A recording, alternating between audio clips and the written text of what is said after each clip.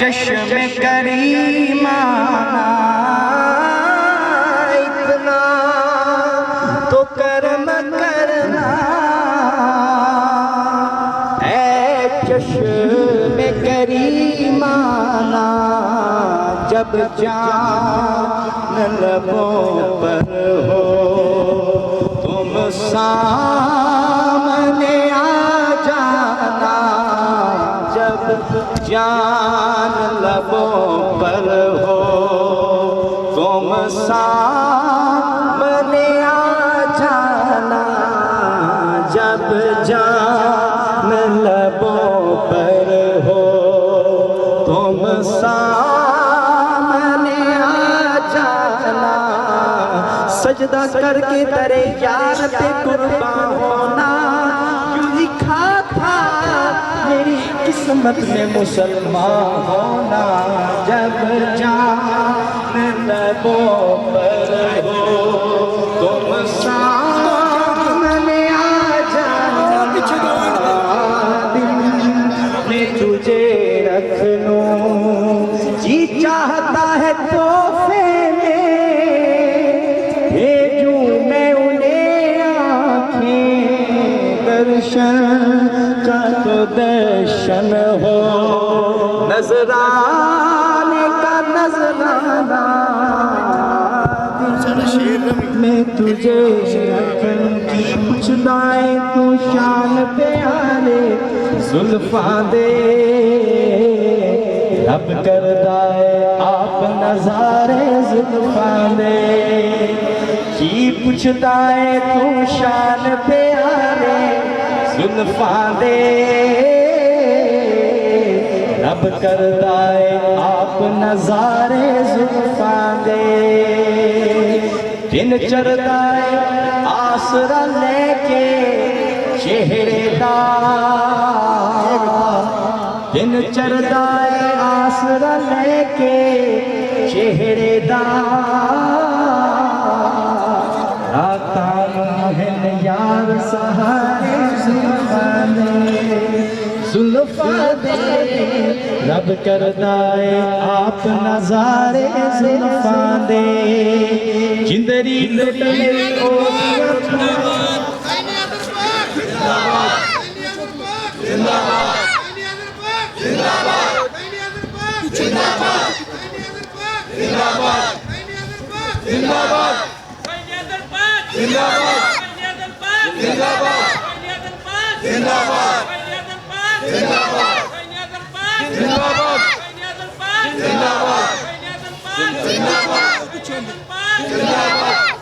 جندری لٹ لئیو دیا پاک ادامانے،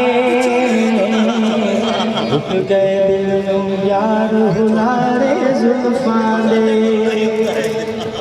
کی پوچھدائے تو شان پیارے زلفاں دے، رب کردائے آپ نظارے زلفاں دے، ہتھ وچ کاسا پھر کے بدل سامن دے، اٹھ گئے دل نوں بلارے زلفاں دے، کی پوچھدائے تو شان پیارے زلفاں دے، اب کردائے آپ نظارے زلفاں دے، رب کردائے آپ نظارے زلفاں دے۔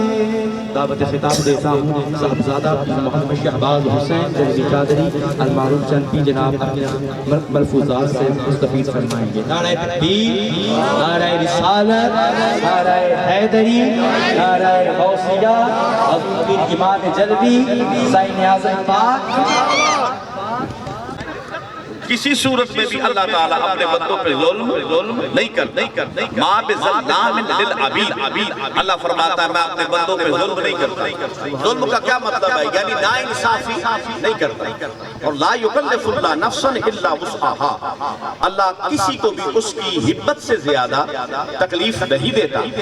اور یہ جو بیماریاں ہم نے خود اختیار کر رکھی ہیں، خدا تعالیٰ جس کو بھی بیمار کرتا ہے وَإِذَا مَرِضْتُ فَهُوَ يَشْفِينِ۔ اگر یہ کہا جائے کہ خدا تعالیٰ نے مجھے بیماری دی تو اس میں بے ادبی ہے۔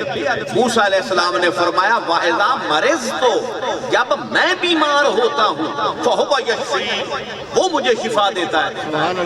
یعنی بیمار ہونا اپنی طرف منسوب کیا اور شفا دینا اس ذات کی طرف منسوب کیا، حالانکہ بالقدر خیرہی و شرہی من اللہ تعالی، ہر خیر ہر شر اسی کی طرف سے ہے، لیکن خیر اپنے رب کی طرف منسوب کیا اور شر کو اپنی طرف منسوب کیا۔ جیسا کہ موسیٰ علیہ السلام اور خضر علیہ السلام کا واقعہ مشہور ہے۔ خضر علیہ السلام نے تختہ توڑ دیا کشتی کا، فرمایا میں نے تختہ توڑا۔ بچے کو ذبح کر دیا، فرمایا میں نے ذبح کیا۔ دیوار کو جب سیدھا کیا تو فرمایا میں نے یہ اللہ کے حکم سے سیدھا کیا۔ حالانکہ تینوں کام اللہ کے امر سے کیے، لیکن ان دو کاموں میں نقص تھا اس لیے اپنی طرف منسوب کیا، اور اس کام میں وہ نقص نہیں تھا، خوبی تھی، اس لیے اپنی ذات حق کی طرف اس چیز کو راجع کیا۔ اللہ فرماتا ہے وَمَا أَصَابَكَ مِنْ حَسَنَةٍ فَمِنَ اللَّهِ وَمَا أَصَابَكَ مِنْ سَعِيَّةٍ فَمِنْ نَفْسِكَ، اگر تم سے اچھائی سرزد ہو تو وہ اپنے رب کے ذمہ لگا کہ یہ اچھائی یہ نیکی میرے رب کی طرف سے ہے، اور اگر تم سے کوئی برائی سرزد ہو تو وہ اپنے ذمہ لگا، حالانکہ وہ فرماتا ہے وَأَن لَيْسَ لِلْإِنسَانِ إِلَّا مَا سَعَىٰ، انسان کچھ بلے نہیں جب تک کہ وہ خود کوشش نہ کرے۔ علامہ اقبال نے کہا نا خدا نے آج تک کسی قوم کی حالت نہیں بدلی، نہ ہو جس کو خیال خود اپنی حالت کے بدلنے کا۔ تو یہ بھی ایک کیفیت ہے، لیکن شریعت میں کچھ اور ہے، حقیقت میں کچھ اور ہے۔ شریعت حضور نے فرمایا الشریعت اقوالی، شریعت میری زبان ہے، طریقت و افعالی، طریقت میرے افعال ہیں، والحقیقت و احوالی، حقیقت میرے حال ہے، والمعرفت و اسراری، معرفت میرے راز ہے۔ اور یہ ساری شان حضور کی ہے۔ قرآن میں صرف شریعت ہے، کیا طریقت نہیں ہے، کیا معرفت نہیں ہے، کیا حقیقت نہیں ہے؟ تمام علوم اور فنون قرآن میں موجود ہیں۔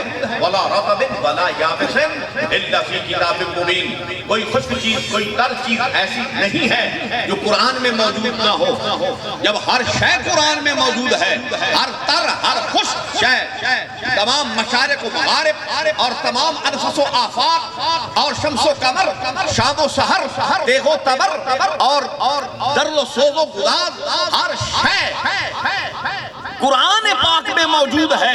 تو کیا صرف حقیقت ہی قرآن سے باہر ہے؟ ہرگز نہیں۔ قرآن میں شریعت بھی ہے، طریقت بھی ہے، معرفت بھی ہے، حقیقت بھی ہے، سب کچھ گر کے پاس ہے، پائیے اپنے پاس، سب کچھ اس میں ہے۔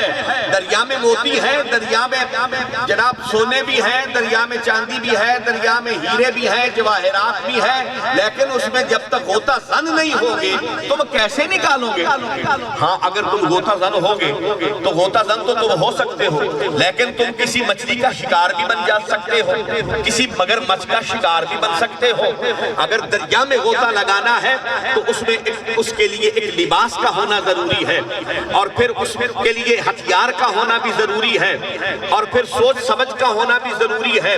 بدریا در منافع بے شمارس، اگر خواہی سلامت برکنارس، یہ بات درست ہے کہ دریا میں بہت ہی منافع ہے، مگر اگر تو سلامتی چاہتا ہے تو کنارے پر رہ، وہاں مگر مچھ بھی ہے، سب کچھ ہے، لیکن کسی ایسی کامل ہستی کے ساتھ منسلک ہو جا جو قرآن کو بھی جانتا ہو، قرآن کے حقائق کو بھی جانتا ہو، قرآن کی میں شریعت کو بھی جانتا ہو، اس میں طریقت کو بھی جانتا ہو، معرفت سے بھی اسے عرفان حاصل ہو اور حقیقت کا بھی اسے علم ہو۔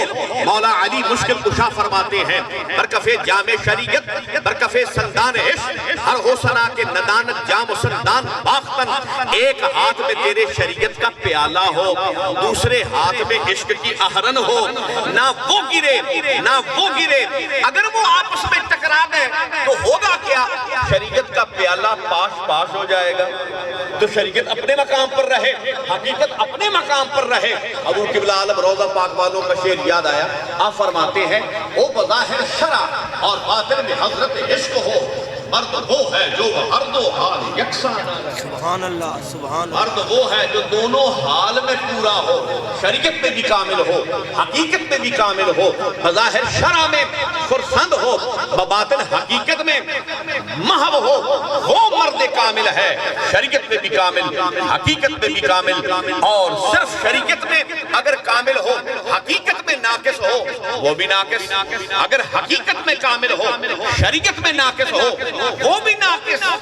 کامل وہ ہے جو دونوں حال میں پورا ہو۔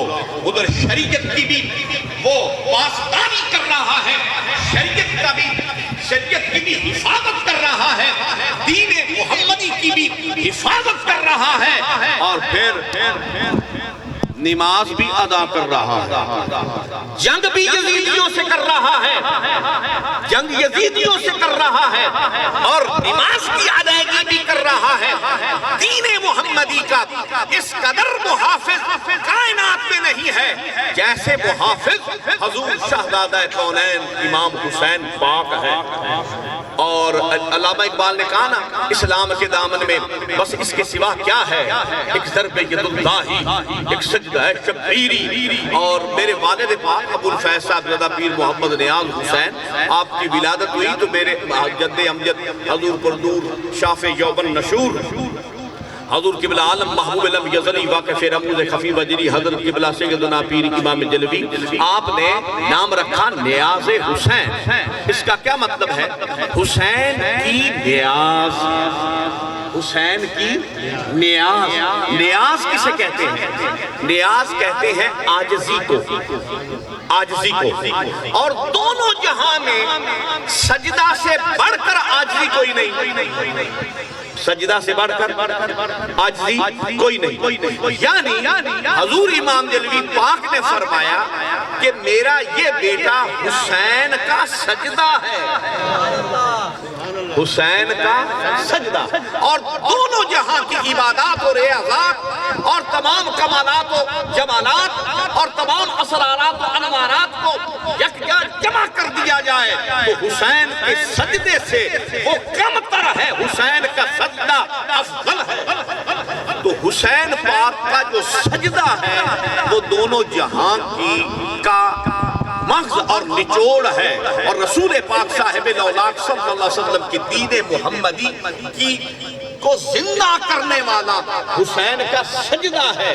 اور وہ سجدہ حضور امام جلوی پاک نے فرمایا میرا بیٹا ہے، اور امام حسین پاک سے میرے والد پاک کا اتنا گہرا تعلق کہ آپ نے فرمایا کہ میں امام حسین پاک کی میں نے زیارت کی، اور اگر تم نے امام حسین پاک کو دیکھنا ہے تو یہ کربلا آپ نے بباغ طہل اعلان کیا تھا مسجد میں خطبہ کے دوران۔ آپ نے فرمایا کہ اگر کسی نے امام حسین کو دیکھنا ہے تو مجھے دیکھنا، اور ممبر پر بیٹھ کر جناب نے یہ اعلان کیا۔ اور پھر امام حسین پاک شہزادہ کونین ابن رسول اللہ آپ کی اس قدر محبت اور اس قدر کہ جناب بارہا دفعہ جناب خواب میں ملے اور فرمایا کہ تو میرا بھائی ہے، میرے والد پاک سے فرمایا تو میرا بھائی ہے یا اخی نیاز حسین۔ اور جب بھی امام پاک پکارتے تھے فرماتے تھے نیاز حسین، یعنی حسین کی نظر، ایک معنی یہ بھی ہے حسین کی نظر۔ اور جناب قبلہ عالم نے فرمایا ببد یا الہی طفیل رسول نیاز غلام محمد قبول۔ جب میرے والد پاک کی ولادت ہوئی تو جناب نے فرمایا ببد یا الہی طفیل رسول، اے اللہ حضور کے صدقہ سے یہ قبول فرما۔ کس کو قبول فرما؟ ببد یا الہی طفیل رسول نیاز غلام محمد قبول، یہ غلام محمد کی نیاز کو قبول فرما۔ تو رسول پاک صاحب الاولاق صلی اللہ علیہ وسلم کے یہ منزل شہزادہ کونین حضور امام حسین پاک ایک دفعہ منظر دیکھا، حضرت عمر فاروق نے رضی اللہ تعالیٰ عنہ نے کیا دیکھا کہ جب حضور علیہ السلام گھوڑے کی طرح بنے ہوئے ہیں، سواری بنے ہوئے ہیں، اور حضور امام حسین پاک پشت پر سوار ہے اور رسول پاک صاحب الاولاق صلی اللہ علیہ وسلم کی زلف عنبری کو باغے بنایا ہوا ہے۔ عمر فاروق ششدر ہو گئے اور حیران ہو کر دم بخود ہو کر ان کی زبان سے بے ساختہ نکل گیا